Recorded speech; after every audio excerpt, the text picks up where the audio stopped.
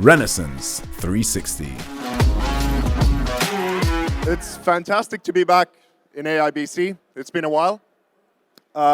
Yesterday I had the great honor of getting this award for NFT Artist of the Year. So that warmed my heart quite a bit because it's AIBC and it was amongst many friends and peers. So that was quite fantastic. So thank you for everyone at the Sigma Group and Eman Poulis, of course, and everyone who voted. So that's amazing. So I have a 10-minute presentation for you about NFTs. I'm a digital artist for 15 years. I came up with my own process a while ago, and because I had a need for NFTs for 10 years before they became a thing, I entered among the first 5 artists in 2017 halfway through. There was Robness, there was Coin Artists, Crypto Graffiti. Trevor Jones came about a half a year later than me, and I have some pretty interesting use cases to show you what NFTs can do, referring to the last 2 panels.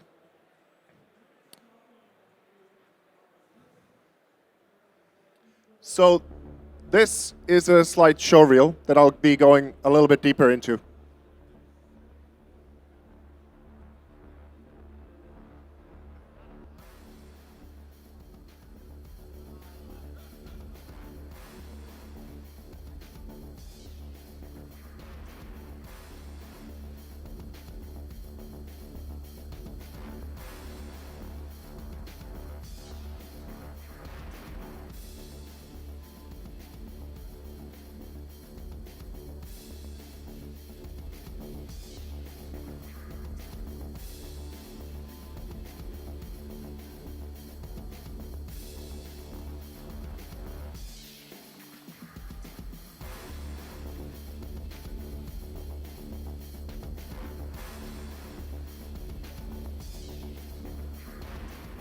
You can see that Tesla in the parking lot, by the way, owned by Dr. Marwan. That's the VR version of it and a game that we're developing.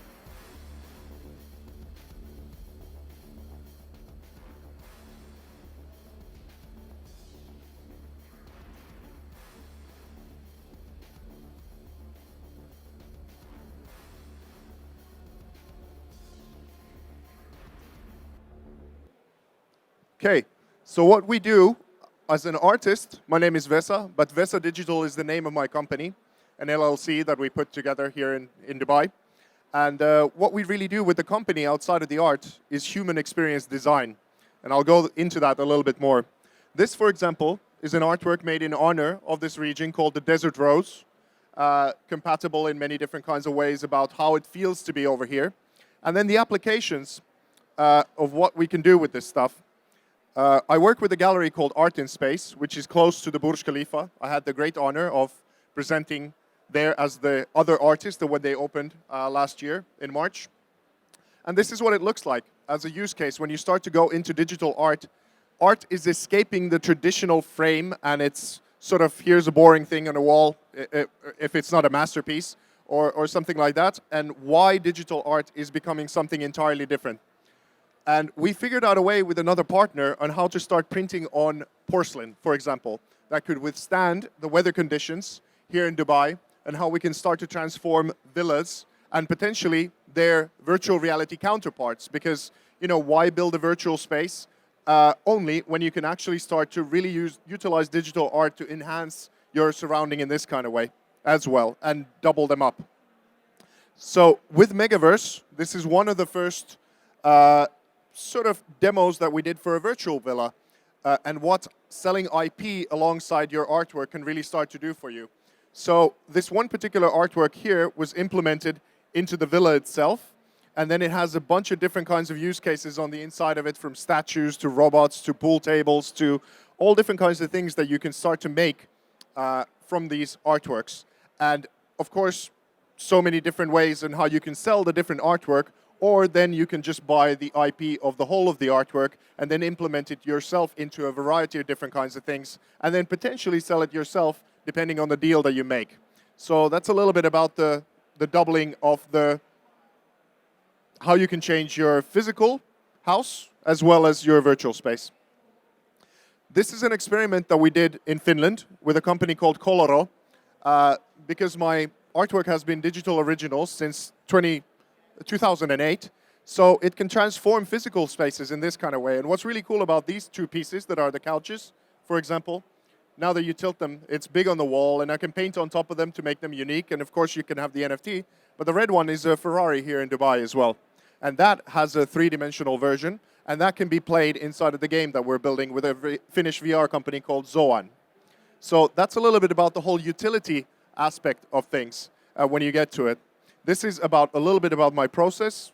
This is about Dubai, its Mars program, how the rocket is going to Mars, and that's the only thing going higher than the Burj Khalifa, and how the blockchain implementation and legal side of this government is foreseeing all of this stuff, and how that is then animated into real life, and you can implement it like you have here in the Art in Space space. So you have the physical piece as a thing on your wall. You can have it inside of a digital gallery, and then you can, of course, have the animation or the still version in your metaverse. So that's a little bit of how that goes.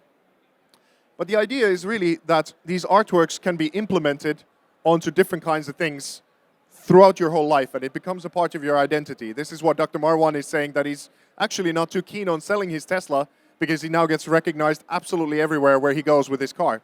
So it can get a little addictive. That's a part of it.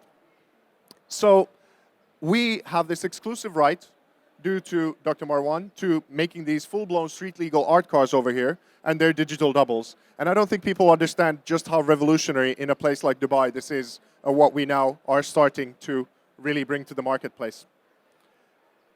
This is a partnership that I just made with a company called Formacar. They have a very interesting automotive portal. They're also developing a game and their own NFTs. But augmented reality and these vinyls through these apps that can be ordered all across the world, we made some demos of what my artwork looks like on these cars.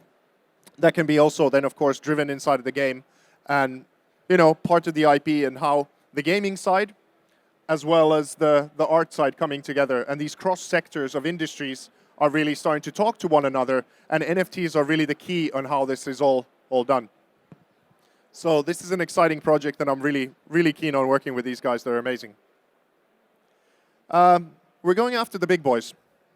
We're not with AI implementation, and you can actually expand. My artworks are really high resolution to begin with, but with AI, we can really take this to the next level and see who are the crazy ones and the misfits to kind of go with us and start to implement these things into the next level, as well as, their digital doubles again.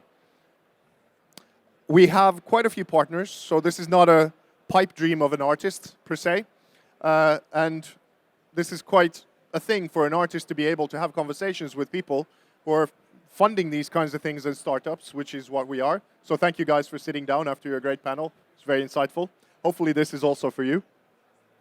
And the next big project that I'm doing is with Miss Brittany Kaiser. She's the Cambridge Analytica whistleblower.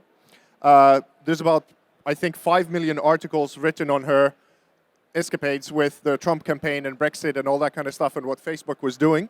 So she came to my studio, as you might have seen in the early trailer that I showed you, and we're turning her life story, as well as the story of big data, into immersive virtual reality, video, depth camera, NFT art that tells the story of why you should be concerned about your own data and how it is now bigger than, essentially data is bigger than big oil as a resource. And so through art, we get to take this on a world tour and then help people educate themselves about why data is important and you should take ownership of it, and NFTs are a part of that. So, yeah, there's about, I think her Netflix documentary, The Great Hack, has about 150 million views, and there's about 5 million articles written about her life story so far. So let's see how we're going to do with this art project. But at least what we're doing is our best to kind of bring awareness of what real utility in NFTs are and why they really matter. So I think I'm finishing a minute and a half in time, hopefully leaving you desiring for some more the next time I'm doing a talk. So I'm off the stage, helping you keep your time better. Awesome. I am just in awe of your talent. It's like I wish I had a fraction of my talent like that, but it's amazing. But one question I have to ask you is, you have pundits like Joe Rogan on Netflix. He's one of the, the biggest podcasters on Netflix. He's not necessarily a stable guy, but he's gone on record recently, so educating the millions and millions and millions of his audience badly, because he was like comparing NFTs to something you can take a screenshot of. So I mean, I just like it. I get so angry at things like that when there's bad information. But how can we counteract that? Because I mean, some of the stuff that you were saying there, that you can have the physical, you can have the digital, and you can have the animation. I mean, that's just incredible. How far are we away from, because everybody standing and sitting and walking around here, we're technologically, solid in knowledge. We know, and we're hungry for accurate knowledge. But there's a lot to go before, my mom and dad, for instance, will understand it. Well, probably never.